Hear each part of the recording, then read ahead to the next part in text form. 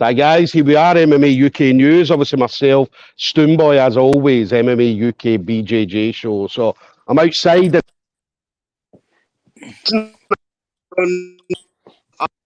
It's absolutely Baltic in Scotland. So yeah, we're talking about Grapplefest 11. Grapplefest 11 going to be at the usual place. So that's Fusion Nightclub, Fleet Street in Liverpool. Now that's going to be Saturday, 26th of February. Now, guys, tickets for this are all sold out, so you will not get a ticket anywhere.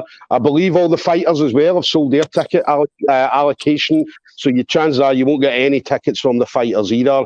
There is going to be an announcement in regards to the live stream. It's not going to be on Flow Grappling, so that got announced, or that got messaged to me earlier on today. So it isn't going to be on Flow Grappling, but there will be an announcement within the next few days in regards to the live stream. So we'll obviously keep you posted on that as we go through. Now it's going to be the Daisy Fresh. Then Daisy Fresh is coming over with a team of savages from the US. They're going to be taking on some of the best grapplers that we have to offer here in the UK and Europe as well. And it promised to be a fantastic card, straight from the prelims right through to obviously the main event, which is obviously headlined by Daisy Fresh and Dante Leon. So now my next guest is going to be on the show that night. So Jay Butler of Andy Roberts BJJ. Jay's going to be up against Ciaran Brohan. Ciaran, we were kind of laughing about this earlier. Ciaran seems to be in everybody's DMs. So Ciaran's going to be on the show that night. So it promised to be, again, a great event. Anybody that's ever seen Jay grappling before, Jay's an absolutely awesome grappler, as well as Ciaran as well. So we're definitely looking forward to seeing, obviously, this matchup between these two guys. So listen, Jay, absolute pleasure to have you on, buddy. How you doing? I'm good, my man. How about yourself? I'm good, sir. I'm good. So let's get... Yeah, well, let's apart from being cold. Listen, it's always cold in Scotland. Always freezing here. So we'll get the first thing out of the way, the black eye. Tell us what happened. It's called being married. and training too much. She got a bit angry. Just rolling with crazy brown belts, mate. That's it. Just a knee to the face. Yeah, that's the hazard of what we do. It's a hazard of what we do. It does happen. It does happen. So, so obviously you then. So Grapplefest. Obviously, you're going to be on Grapplefest 11 now. Obviously, people have seen you before. They've seen what type of grappler you are and so on. I mean, how's in regards to training then? So I know that we've had, obviously, the issues with COVID. We've had lockdowns and stuff like that. I mean, how's training now that everything is officially open? Training for me, believe it or not, my man, I never stopped. I think I had a month and a half off, and then I bought some mats and I started rolling in my back garden, and it started with just me and a training partner, Tom, and then ended up with about 15 or 16 of us in my back garden rolling 2-3 times a week on a set of mats because I couldn't stay away from it too long. And then I was fortunate enough to be able to pop to London and train with a few guys in secret, like a load of good black belts and stuff that got together. Obviously, it's amped up now. Everything's open again, so I'm training full time again. Multiple times a day and teaching all day. So I pretty much live my life like that, training consistently, whether I'm competing or not competing. I just love training jiu-jitsu and getting better and help teaching people and making my students and that better. Yeah.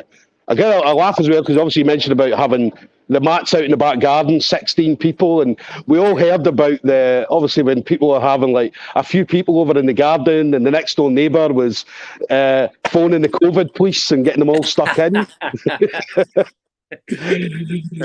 I think but they're not going to do that. Yeah, they're not going to do that with 16 grapplers. Yeah. Good luck getting us out, yeah? But no, it was a crazy time. I mean, obviously, It was a crazy time for everybody. I know that a lot of people, unfortunately, weren't able to train. Some were fortunate, as you mentioned, obviously, being able to put mats in the garden or in the garage, spare rooms and stuff like that. So, and obviously, all the secret fight clubs that we obviously don't talk about. So, so it was good. Some people managed to get some training. Others, obviously, not so fortunate. So, but it's good to be back. It's good to be officially back. Yes. So. How's the? I was going to say, how's the gym? Obviously, in regards to your members and stuff like that. Obviously, a lot of people in. Yeah, rammed. It's busier than ever. Yeah, I mean, I think I teach pretty much every day at Andy's, and I spend Thursdays at David Anuma's place in London. Both clubs are absolutely stacked, like super busy classes all the time. It's really, really good, really good. Yeah, it's good to see. It's really good to see, because obviously, as I say, the last couple of years we've been, I mean, especially when it comes to competing and stuff like that, we've had no competitions. Unfortunately, they were not allowed to go ahead. I know we had some maybe invitationals where there was no spectators and stuff like that, which was absolutely horrible to see. So to be able to get back out competing, I mean, this year's going to be our first full year in 2 years of proper competing. Yeah, I think pretty much every competition and every sub-only event's going to be rammed, yeah? Yeah, yes. Everybody wants to get back on it. Yeah, it's going to be brilliant. Absolutely brilliant. Well, see, we are seeing that. I mean, we saw that. I mean, Grapplefest talking about their tickets sold out with 6 weeks to go, which... It's not surprising at all, man. Yeah. You know, the events. For me, I've done Polaris, Pantheon, you know, battle, pretty much everything. And for me, Grapplefest is the one that stands out the most. That's the one I love to compete on the most. Just because you're so close to the crowd, the setup. I love the trip to Liverpool, the atmosphere. And not only that, I think as a competitor, you're looked after. You know what I mean? Yes. You're treated equally. It's not like, oh, just because Dante Leon's there, you're not treated the same. You get the same treatment all round. It's just a brilliant show. I love competing. I mean, this will be my 5th time on the show now. And I've loved every time I competed on it before. And I'm sure I'm going to love the 26th. Yeah. And that's one thing I was going to mention. Obviously, you've been on before, so you're now classed as a veteran. They call it, obviously. You've been, so I know that Josh Cherrington was laughing because obviously he'd been on a few times before, and obviously being classed as a veteran. So he was kind of laughing about it, saying, "Well, yeah, I don't know if I would put myself as a veteran, because a veteran in a lot of places means something obviously a little bit different. Obviously, being older and stuff like that." So. Yeah, I think I've been around since the second one, Grapplefest 2. I was on. Yeah. Nice. It's been good. It's been good to see how big the show's got, and like the people that Chris gets on there is just immense. You know what I mean? Just amazing. It's good to go and watch, and it's good to go and compete on. Yeah. Awesome show, really awesome show. And as you said there, the team at Grapplefest, Chris, and obviously all the kind of people behind Grapplefest are absolutely awesome to deal with. And as I say, they put on a show, and it's always a fantastic show, and they're getting better and better and better as time goes on as well. Definitely. And it's always funny, because when I look and say, well, how are they going to top this one? And then they come out with an even better card than the last one. So yeah, it's brilliant, absolutely brilliant. Yeah, so it's going to be interesting to see where he goes from this one. Definitely interesting to see. Yeah, but like we say every time, I've said that before. You know what I mean? How's he top this? And you give it 3 weeks after this event, and Chris will go, "I've got something cooking," and then bang, it'll be another thing, and everyone will be like, tickets will just go out again, and it's manic for him. It will be. So, and then what about you then? Obviously, find out about this one. Obviously, you've been on before, so the crowd, the people know what you're about, what kind of game you're coming out with. But how did you find out you were going to be on Grapplefest 11? Well, funny enough, Ciaran actually messaged me before Chris messaged me, saying that I sort of spoke to Chris and mentioned your name. Yeah. So I messaged Chris saying, "Oh, Ciaran said he'd mess you interested in competing against me." Yeah. And he said, "Yeah, something I'll look at when we get the water settle after the last show." And then Chris messaged me about a week or so later with 2 names, and Ciaran was one of them. And since Ciaran already asked, I thought, okay, I'll compete against Ciaran. Yeah. That's what I said about Ciaran. I mean, he'll message everybody. He's done it. It's not the first time he's set up fights between obviously people. Yeah. You don't ask, you don't get. Yeah. And the thing is, some people turn down things like, "Oh, he's asking to fight me." You know, at the end of the day, in the 70-kilo division in the UK and Europe, there's not many people that I have not fought. I mean, you know, Ash Williams, Camille Wilk, my international opponents like Frank Rosenthal and Robert Deagle and stuff like that. And Ciaran's just another really good 70-kilo guy, and someone that I really respect and actually like. It's just going to be fun, and this is what I think slowed me down towards the end of 2019. I started taking it a bit too seriously, and when I do that, I don't enjoy my jiu-jitsu. I like to mess around a lot, especially with my guys I train with. And I think competing against Ciaran, someone else is very similar like me, I think it's going to be extremely fast and fun match. Yeah. Definitely. Ciaran's one person I've seen a few times. He likes to come over to Scotland, do like the SGIs and stuff like that. So I've been able to see him a few times. So good guy, really, really nice guy. I always go back and forward. I always have a laugh with him back and forward on Facebook. And then, and he's one of these guys, I mean, I kind of knew him through Facebook before I'd even met him. Yeah, that was the same for me. We just got chatting on Instagram. And he's one of these people that you instantly like. You know what I mean? And I met him in person when I fought Kev Corkill. On Grapplefest. I think Ciaran fought that night as well. And he's, like I said, he's just one of these people you instantly like. I like him. He's a cool guy, you know. I've got no animosity or concern anything bad about him. He's just a good lad. He is, definitely. And then we obviously get questions coming in as well. All right, so people ask questions. One person did message me before the show and just said he wanted me to ask you a question. All right, Tom Strong, most dope. Asking about a nose job.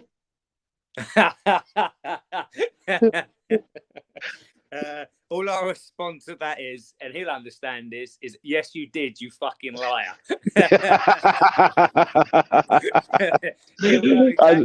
He's a good lad. Yeah, Tom's another one. Tom's a really nice guy. I'd say that I managed to talk to Tom. I think it was last Grapplefest. He was on Grapplefest 10, and I'd say, again, another guy, another fun guy, loves what he's doing. So yeah, he messaged me and said, Stuart, make sure you asked Jay that question. so Tom, we've asked the question, you've got your response. And then Jay, what's next for you then? Obviously Grapplefest 11 is going to be one of your main focuses. What do we see now that we've got a full year, hopefully a full year of competing? So what are we going to see from yourself this year? Well, I've going to enter that raw grappling event, the open weight tournament, just to get back into competing. You know, it's funny because the last time I competed was 2 years ago, pretty much to the day, and it was on Grapplefest. So I want to make my return after 2 years on the show I love the most, which I'm looking forward to. And my goal this year is just to fight as many of the world's best 70 kilo guys that I can. I know I don't turn down fights. You know, when I fought Ash Williams on Grapplefest, I took that fight on 12 hours notice. You know, I was training to fight Neil Atkins. I was at swimming lessons with my daughter, and I got a message from Chris saying, "Can I call you?" And when Chris wants to call you, it's probably going to be bad news the day before the event. But I phoned him and he said, "Look, Neil's absolutely fine. He's not injured, but Ash's opponent pulled out, and he's asked 3 people, and they turned it down. Do you want it?" And the reply straight away was yes. You know what I mean? You think to fight the world's best, I don't know why people turn it down. I really don't. It baffles me. So, for me, man, it's just be as active as I can this year because I'm not getting any younger. By the time I do finish competing, I want to look back and be able to say, I fought the best of the best in the 70 kilo bracket in Europe, the world, as much as I can. Definitely.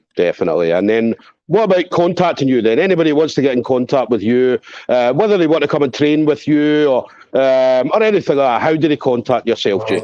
The best place to get me, I mean, I'm a bit of an Instagram whore. I'm always on Instagram. I love Instagram. But my Instagram is all about my jiu-jitsu. I post up things I'm doing, things me and the boys are doing.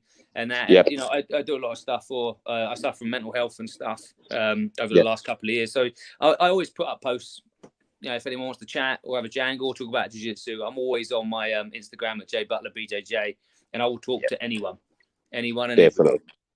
Definitely. No, listen, absolute pleasure talking to you, Jay. It's always great chatting to people. I said, I love this. I mean, I said, people say, look, Stuart, you talk to everybody, and I said, my social media is just interview after interview after interview, and it's all jiu-jitsu stuff. Do you know what I mean? And it's good. I mean, I love it talking to people and hearing a little bit about their story, about their trainings and things like that. So, always, I've seen you compete before. Absolutely love your style. And I mean, that mentality you've got as well, where you want to fight the best in the world. I mean, there's a lot of egos in jiu-jitsu where people don't want to get beat. They want to, do you know what I mean? And it happens. But as you said, I mean, you're going to look back on your competing career in 20 years' time and say, well, do you know what? I fought this guy and I fought that guy. So, and not a lot of people can. On my shield. Yeah, definitely. You know what I mean? Definitely. I'd rather look back and say, if I'm going to lose, I'm going to lose to people like Ash Williams, Camille Wilk, you know, the best guys in the world for me. You know what I mean? And some people won't ever get that opportunity to fight people like that. Yeah. You can't turn it down ever. Yeah, listen, I love that. I love that mentality. Do you know what I mean? I absolutely love it. So, and then last thing for you, then, Jay. Obviously, you've been in the game for a few years. So, anybody you want to shout out to? So, any friends, family members, teammates? There's a few. Obviously, shout out to all the guys at Andy Roberts, BJJ, David Anuma, legendary coach, Mark Walder, another legendary coach, and my little deaf squad: Connor Campbell, GK, Gareth Davies, G Money. Tom Most Dope Strong, the douchebag, and Seabass, Cameron Berriton, and all the guys I train with, man. And obviously my wife and my 4 kids. I love you. Brilliant. Well, listen, it's an absolute pleasure talking to you, Jay. So, but guys, watch out then. Grapplefest 11, Saturday, 26th of February. It's going to be at Fusion Nightclub, Fleet Street in Liverpool. Daisy Fresh versus Europe. As I said, tickets are all sold out. So, please stop messaging Chris Thompson because there isn't any tickets, guys. I know that Chris gets messages regularly every single day about tickets, but unfortunately, guys, these are all sold out. So if you didn't get one, then keep an eye out, obviously, on these interviews and obviously on Grapplefest pages, because there will be an announcement in the next couple of days about the live stream. So definitely keep an eye out for that. But Jay Butler's going to be on the show against Ciaran Brohan again, and a fight that I'm looking forward to. That's going to be awesome to watch. 2 absolutely awesome guys, 2 awesome grapplers. And it's going to be a shame, obviously, Jay thinks Ciaran's a nice guy, so it's going to be a shame for Jay to go out and beat him. So we'll see what Ciaran says when you interview him. That's a right dickhead. Well, listen, Jay, absolute pleasure again, buddy. I'll be there next month, so obviously we'll get a catch up. We'll grab a chat. But listen, stay safe, buddy. Enjoy the rest of your training. No more black eyes. No more black eyes. I'll get the horse. It'll be all right. Thank you again, Jay. Take it easy, buddy. Laters.